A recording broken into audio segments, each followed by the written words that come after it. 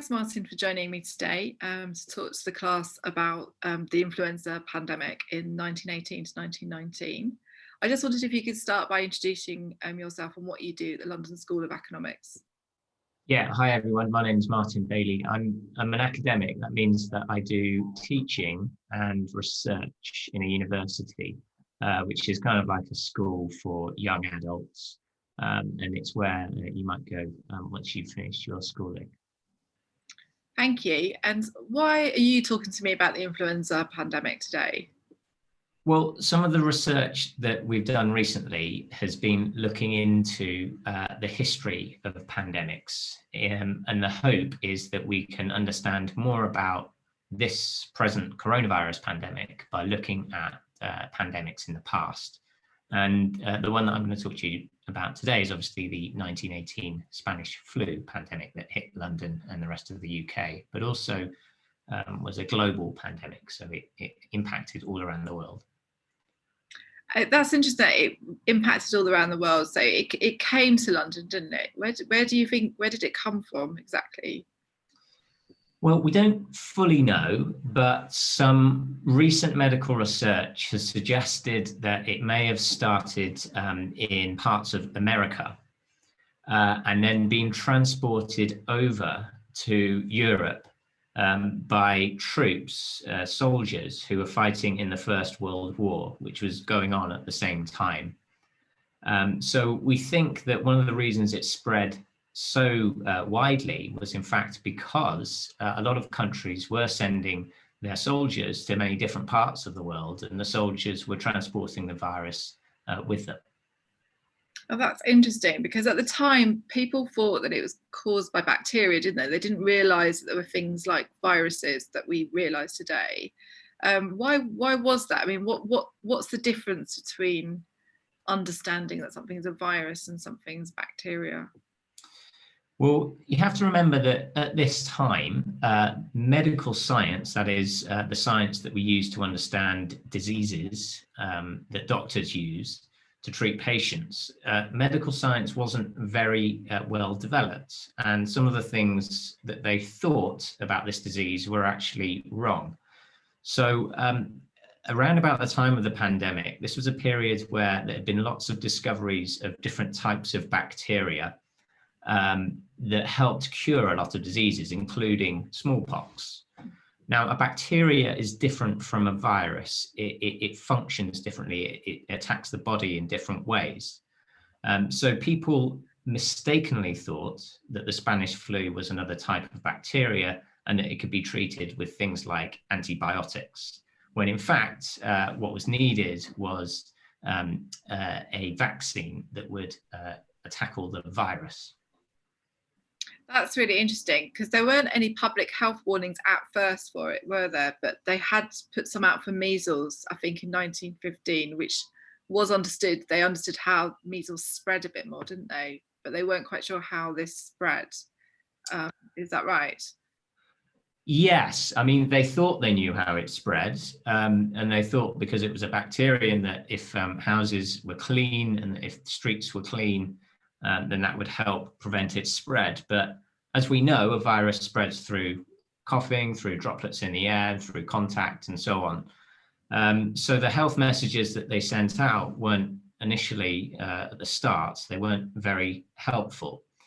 And some of the health messages were quite strange, really. They included things like gargling, that's means sort of drinking a little bit of water with a bit of salt and some chemicals, because they thought that if you cleaned your throat, that would help you get better, because of course they thought it was a bacterium, something that we need to just clean out of our body. But that wasn't going to work. In fact, some people even thought that it would work if adults drank whiskey, for example, and alcohol. And this wasn't very helpful at all. So yeah, that's interesting, because you also talked about the influenza spreading through the movement of soldiers, you know, lots of people coming and going from America, obviously, to Europe to fight in the war. And you'd think, I mean, did people understand that it was coming through the soldiers? And if they did, I mean, why was there no anger about them at that time? Well, the soldiers had been fighting the First World War since 1914, and the war looked like it was coming to an end. And the soldiers were viewed very much as heroes. And so the public, people in society, were very reluctant. They weren't willing to blame the soldiers because they saw them as having fought the war for their countries. But it's also the fact that at the time, people just didn't really understand how the virus was being spread. So they couldn't fully blame the soldiers, even if they wanted to, because they just didn't fully understand its spread. And do you think that because of the war and so many people had died already, particularly soldiers, that people were you describe in the report people being normalized, and by that means people are used to sudden death, people are used to people dying. I mean, do you think this was more of the case at the time than say today? Obviously we don't have a war on, but actually we're not used to people dying in the same way, are we? Yeah, I think that's right. And other historians who've looked at the 1918 Spanish flu have made this point, that they feel as though society at that time had experienced the deaths of hundreds of thousands and millions of soldiers in the First World War. So death was something that these communities were very much used to. It's also the case that because of the war, a lot of people were struggling for food. They had been working very hard. They were malnourished. That means that they hadn't got enough supply of food, and so they were quite weak. And this meant that a lot of people were more likely to get ill. And so, in a way, the death of people by these kind of diseases was perhaps more common then. It's also worth remembering that they called the Spanish flu an influenza. It was a type of flu, as we call it now, which is a type of virus. But every year, the country had experienced influenza. So a lot of people just thought that this was a particularly bad year for flu, not that it was an entirely new disease. That's interesting, because who were the doctors? I mean, did everybody have access to a doctor? Or, I mean, was the government, did they have a health service like we have today? What happened? There was no national health service at this time. And in fact, there was no health ministry. So that is the section of the government that's responsible for the health of the public. These days, we have a Department of Health, which is a health ministry, which is responsible for running the NHS. But that health ministry wasn't invented until after the Spanish flu. The Spanish flu actually taught the government they needed one central government department that would be responsible for public health. And because there was no NHS, the NHS didn't begin until after the Second World War in 1945. Because there was no NHS, then people didn't have their own doctors the way that you might go and see your own doctor today.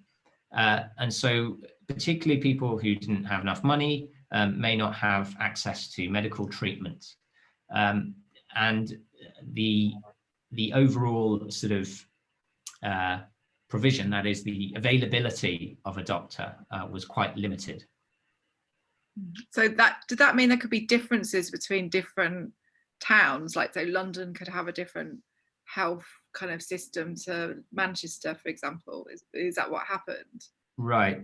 So the way that public health was managed at this time was through what were called local government boards. So big cities and big towns would have their own local government board who would be responsible for the health of the people living in that area. And that responsibility fell sometimes on doctors, sometimes on charities, and sometimes even on schools. So lots of different organizations were responsible for the health of the general public.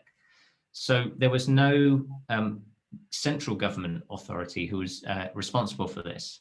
And this is important because it meant that different local government boards, different local kind of health organizations, gave different advice to people on how to deal with the influenza.